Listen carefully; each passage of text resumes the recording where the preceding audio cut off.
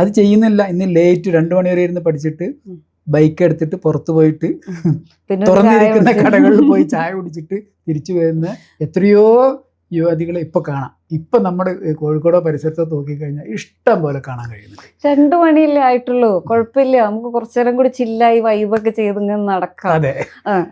എന്നാലും എന്താ, മാർക്കൊക്കെ കിട്ടുന്നുണ്ടല്ലോ, പാരന്റ്സ് നോക്കുന്നത്, മാർക്ക് സ്കോർ ആവുന്നുണ്ടല്ലോ. ആ ബ്രേക്ക്ഫാസ്റ്റ് കഴിച്ചില്ലേ, കുഴപ്പമില്ല, പ്രശ്നമില്ല, ലഞ്ച് കഴിക്കുന്നുണ്ടല്ലോ. പക്ഷെ ഇതൊക്കെ ഇവരുടെ ആ ഒരു ഹോർമോണൽ ഇംബാലൻസിനെയാണ് അത് ബാധിക്കുന്നത്. സ്ട്രെസ് കൂട്ടാണ്. സ്ട്രെസ് ഹോർമോൺസ് കൂട്ടുമ്പോൾ ഇവര് കുറച്ചും കൂടി വീണ്ടും ഹോർമോണൽ ഇംബാലൻസ് ആണ് വരുന്നത്. എനിക്ക് പറയാനുള്ളത് അമ്മമാരോടാണ്.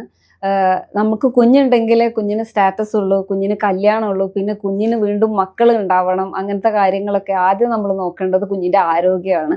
ആ കുഞ്ഞിന്റെ ആരോഗ്യം നന്നാവണമെങ്കിൽ കുഞ്ഞിന്റെ ആഹാരം നന്നാവണം, കുഞ്ഞിന്റെ ഉറക്കം ശരിയാവണം. നിങ്ങൾ അവരെ സ്ട്രെസ് കൂട്ടി ബുദ്ധിമുട്ടിക്കരുത്. മക്കൾ കളിക്കണം, കളിച്ച് വളരണം. അപ്പം ബാക്കിയെല്ലാം അതിന്റെ പിന്നാലെ തന്നെ ഉണ്ടായിക്കോളും.